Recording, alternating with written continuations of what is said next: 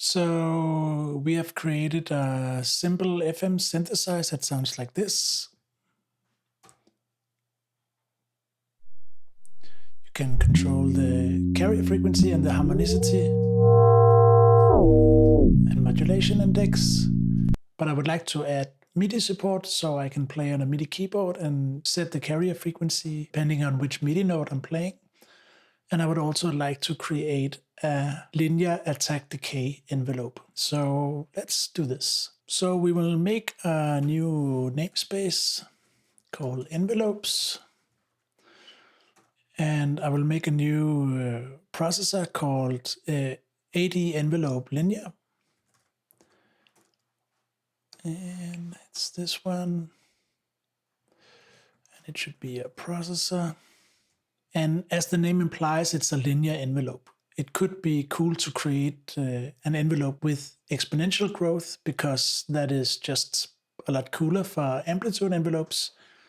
But to make the math simple, I would like to just begin with a linear envelope. So basically what we would like to create is that we have a synthesizer. It's this oscillator over here that we're hearing. I just added this other oscillator here to play a lower frequency, so it's easy to see what we're doing. So what we would like to do is that we would like to create this envelope generator, which is basically just a linear ramp from one number to another. So currently it's outputting 0, but if I press this button over here, then it ramps from 0 to 1 over 1000 milliseconds or 1 second. And if I press this button here, it ramps from 0 to 1 over 3000 milliseconds or 3 seconds. So this is the audio signal that you're hearing, the 100 Hertz, but it's difficult to see. So I just added this lower frequency oscillator over here to actually see what the output is doing. So when I press this to ramp to 0, you see the output here. Then we are multiplying the output of the envelope with the output of the oscillator, and hereby creating an amplitude envelope. If we make the envelope shorter, so currently it's at 0, and I would like to ramp to 1 over 0 milliseconds, that means instantaneously. Then you hear the click. And then if I ramp down over 100 milliseconds, then it's a lot faster.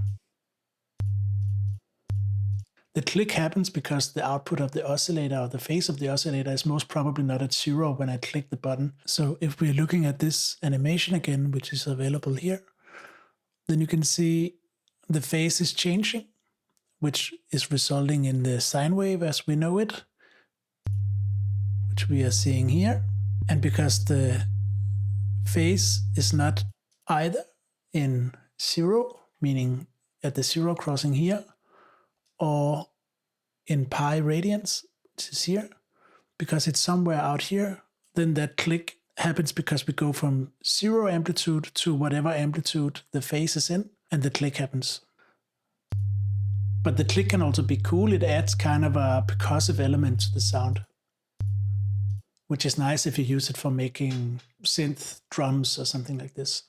Because we want to control the envelope, like when it triggers with a MIDI input, then I will create an input event. Yes, thank you.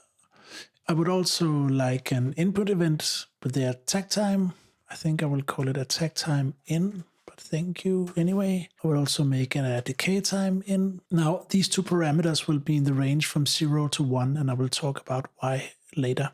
I will also need to create an output stream. And let's call it envelope out.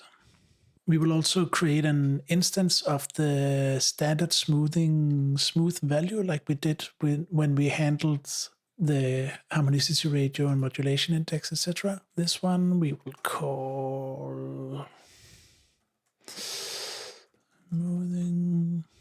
smooth value.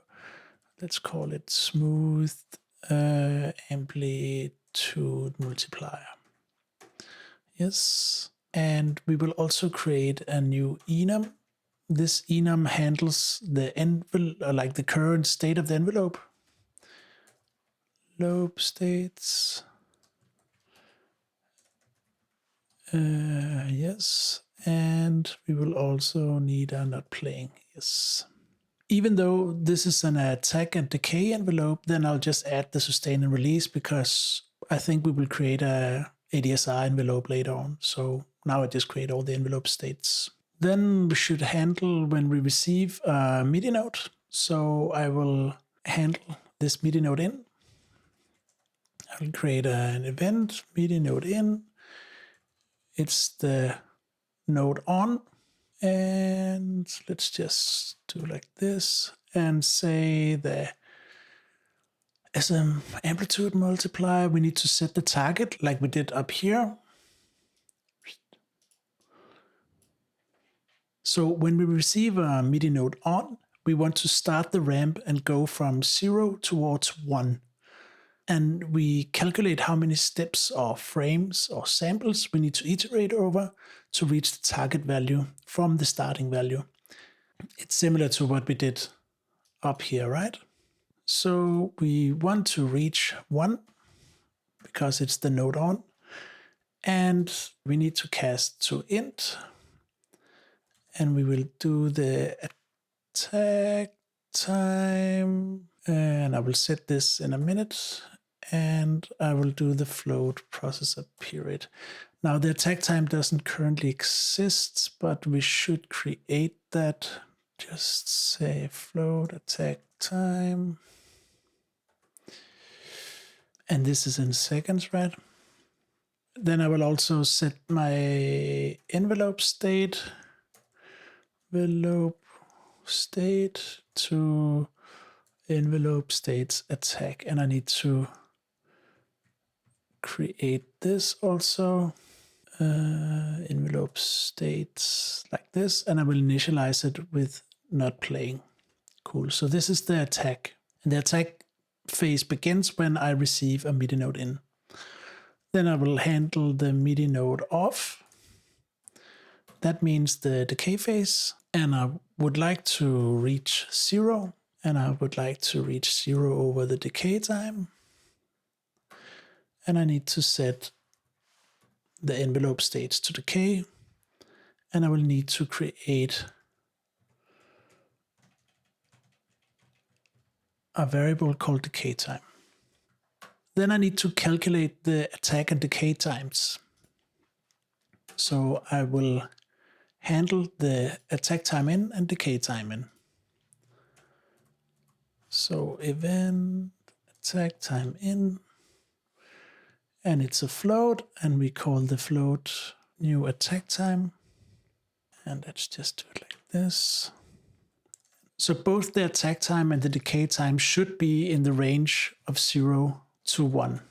And I think it's a good idea to keep control parameters in a normalized range from 0 to 1. Because if you keep the logic for scaling your control parameters inside the processor, which utilizes these control parameters, then you can exchange your control surface. For instance, if this were a MIDI controller right here, you could just throw the MIDI controller away and exchange it with like a touch interface, like Touch OC or something, or even a website later on, without having to remember to scale your control parameters at both the website and Touch OC and translate the MIDI scaling from MIDI nodes or MIDI control change or node on or whatever MIDI you are inputting to your processor into the right range. So if you're just sure that the input to the processor is from 0 to 1, then you are free to exchange the control surface whenever you want. Okay, but I want to make sure that they are in the range from 0 to 1. So I clamp my new attack time in the range from 0 to 1. And then I would also like to define my my max attack time. Maybe I should call it attack time max. And maybe I should say, because it's in seconds, yeah, so let's keep it at half a second. And I will also make a decay time. And I think I will make that 3 seconds. Cool. Okay, so I think we should also just create some controllers for this. So if I do input event float attack time, and I found out why why the hertz was not showing up, even though I put it here. But it's because this should actually be called unit. And now you see the hertz showing up here. Cool. And you also saw that I have a new control parameter called attack time. And we should make an oscillator, an envelope. So we create a new envelope here. And let's set the attack time to envelope.attackTime in, and we should make a put event float decay time. Also looks correct, so we do it like that, and then we say decay time in. Okay, so these two, attack time and decay time, these two are now hooked up to our envelope, and we receive them here and here. Let's say attack time. That doesn't work, so we need to do like this. So when I change my attack time, then you see the float level here, right? And actually, if I just remove this, then you see the level here. But the thing is that actually when you're doing envelopes, then especially in the attack phase, the first part of the envelope is really crucial to the sound. So you hear, like when I do the click, so I'm starting at 0 and I go to 1. Now you can hear that because we are already in the range of like 52 milliseconds, then the initial click is gone, right? But if I go down to like 5 milliseconds, then the click is beginning to appear. And if I go to like,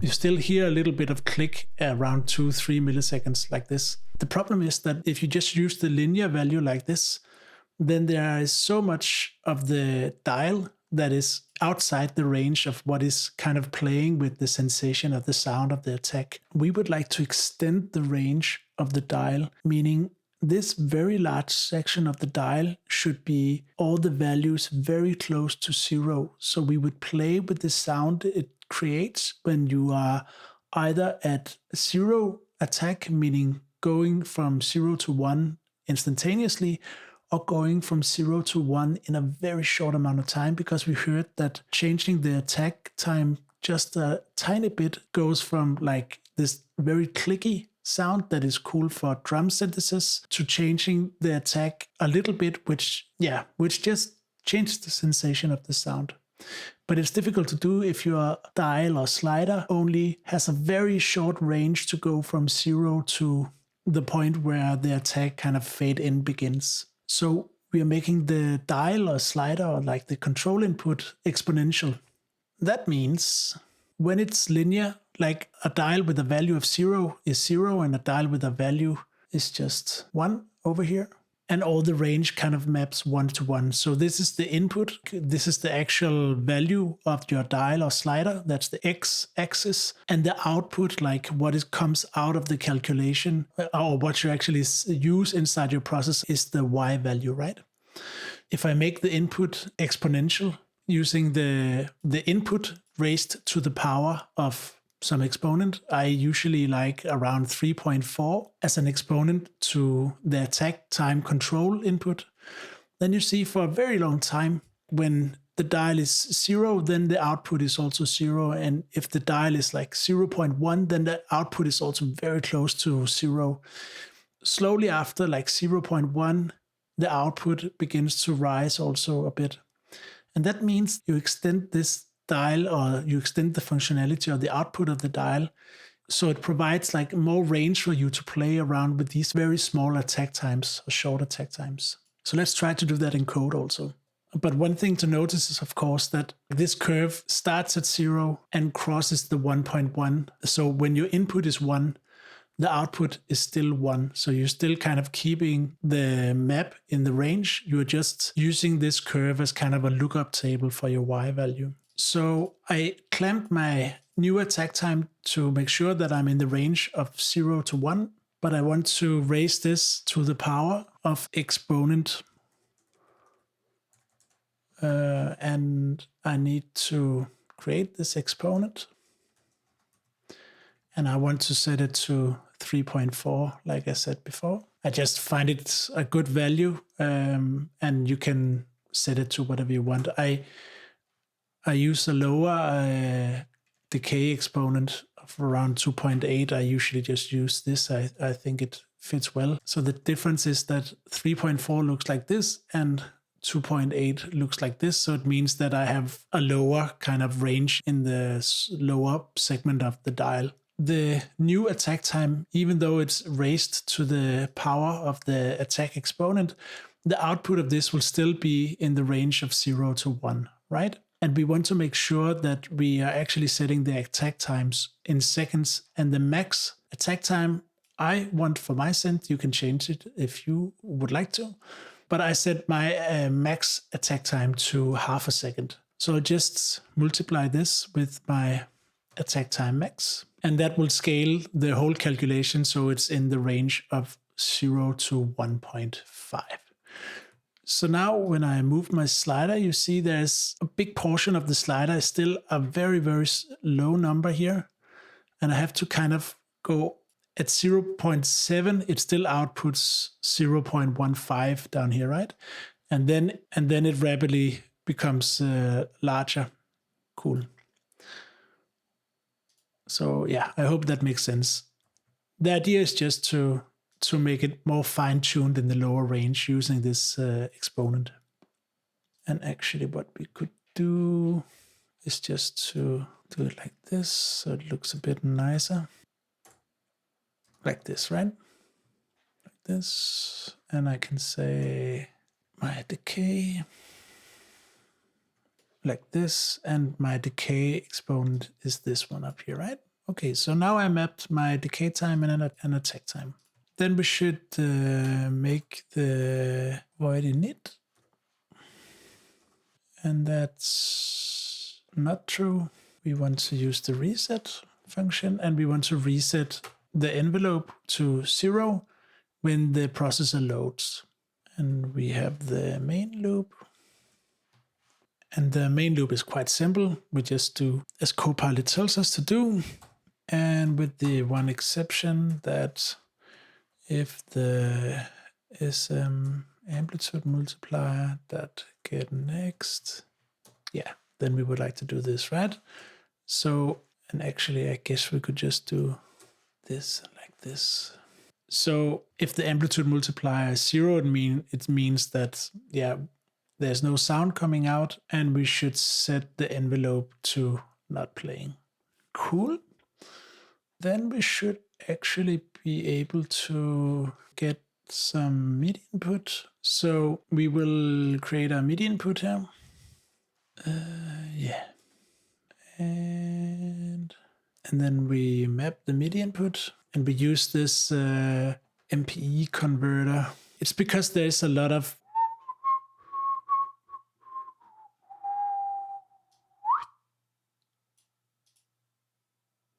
we want to convert these like this byte stream of MIDI messages into just the MIDI node on, node off normal messages. That is what this is helping us to do.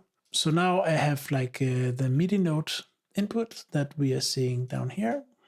And that means that the envelope should trigger, and we should use the envelope to scale the oscillator output. So we can just say envelope out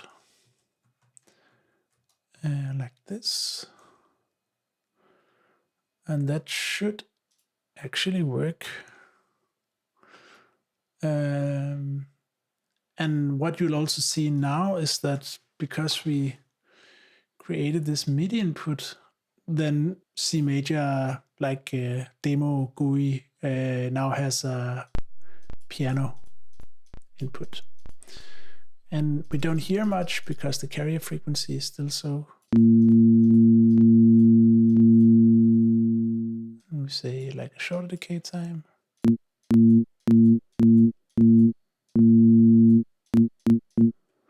And of course, the pitch is not changing because it's still the carrier frequency that is deciding what the pitch is. So let's change that. So the oscillator also has a MIDI input.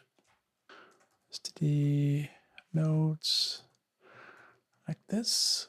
And then we will just remove the carrier frequency. And we will do... Actually, we don't need the note off, I guess, for the oscillator. So let's just do the MIDI node in. Let's say nodes, node on, and let's call it node. Set the new target frequency. It's the, actually let's just remove this whole smoothing thing and create a float called carrier frequency instead. Yeah, why not? Default value of 400 Hertz. Let's create the, set the carrier frequency to, right now we are getting this node over here, right? And the node has a property called pitch, but this is the MIDI pitch. And we want to have the frequency from the MIDI pitch. So we will use a function called the nodes, and it's called node to frequency.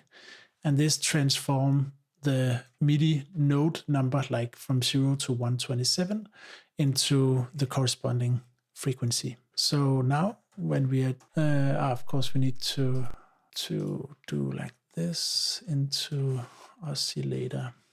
And then we need to actually run the patch.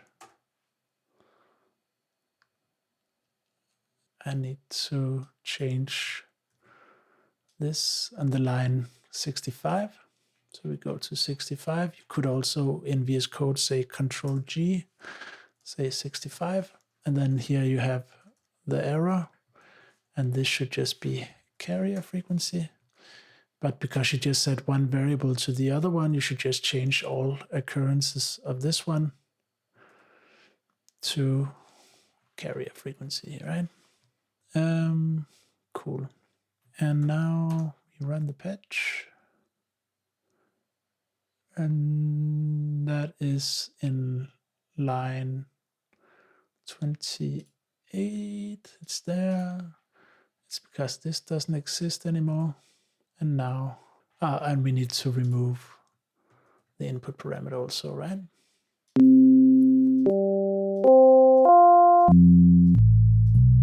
Cool. And what you can actually also do, like in Ableton Live or Logic, you can use the keyboard when the focus is down here. Here. I'm just pressing my computer keyboard. But you see, we have a problem now. So I press one button, and then I press another one, and then I lift the old button, and that turns off the envelope. So that's not so good, right? We need to remember the newest note. We need to remember the newest note that we played. And then we need to test if the note off is actually the newest note, because otherwise we should not trigger the decay phase of the envelope. So let's make a float. Latest node which triggered envelope. And when we do the MIDI node in, we just say latest nodes which triggered the envelope, and that's the node.pitch.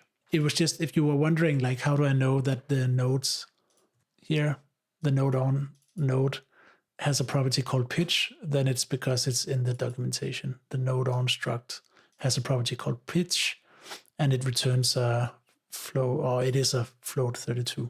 So that's why I know how to set the data type here. And I know that when the MIDI node in happens, then I set my latest node, which triggers the envelope, to this pitch. And now I just test that if the node.pitch is not equal to the latest node, which triggered the envelope, then I just return, right? Then I don't continue into the decay phase of the envelope. So let's try to see if this works. So I press a button, and I press a new button, and I lift the old one, and the envelope continues. So that's cool. Yeah, then I just wanted to add like a new feature, which is a little bit extra than just like a normal envelope. And that's because I have a Prophet 8, which has a pretty cool feature to its envelope. On the Prophet 8, they call it VCA level. I'll just call it amplitude offset because that's basically what it is. And I would like to map the amplitude offset to amplitude offset in, but this doesn't exist, so I'll just create it. It's here, and I will need to create a float called amplitude offset. I will initialize it to 0. Then I will need to handle the event coming amplitude offset in, new amplitude offset, and so we will set the amplitude offset to the new amplitude offset. And if the envelope state is not the attack, then we should set the multiplier's target to the a new amplitude offset. And then we will do, I don't know, let's set it to a fixed value of 50 milliseconds and then check this out. It works. Okay, cool.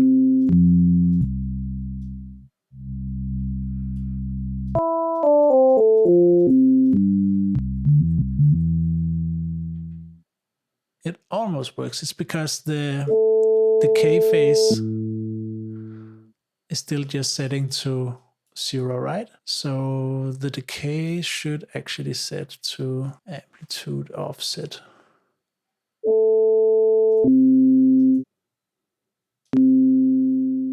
So now it's fading to 0, but if I change the amplitude offset, then the attack goes to 1. And then it fades to the value of the amplitude offset over the decay time. And this is cool because then you can use the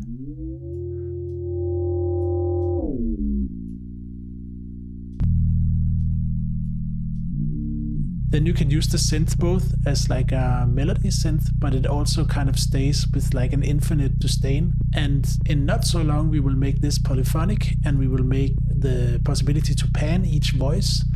And then it's kind of cool to have this drone synth in a way.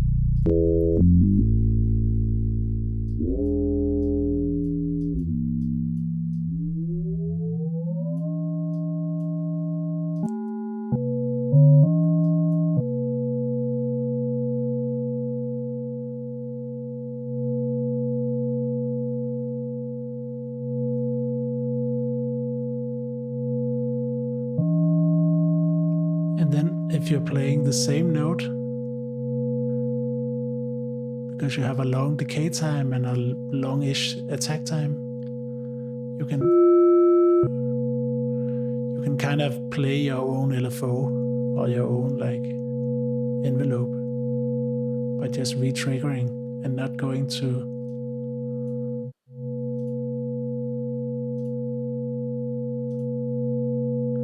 And if you map this to a controller, you would be able to play this also, right? It's really cool in live shows when you have like 8 voices of different notes and you have them in like really weird kind of FM patterns and they're beating together, and maybe you have some modulation on where the panning is and stuff. That's a cool feature, I think. But that's it for now. Next time we will make it polyphonic, and we should also do the panning. And yeah, hope you enjoyed. Bye.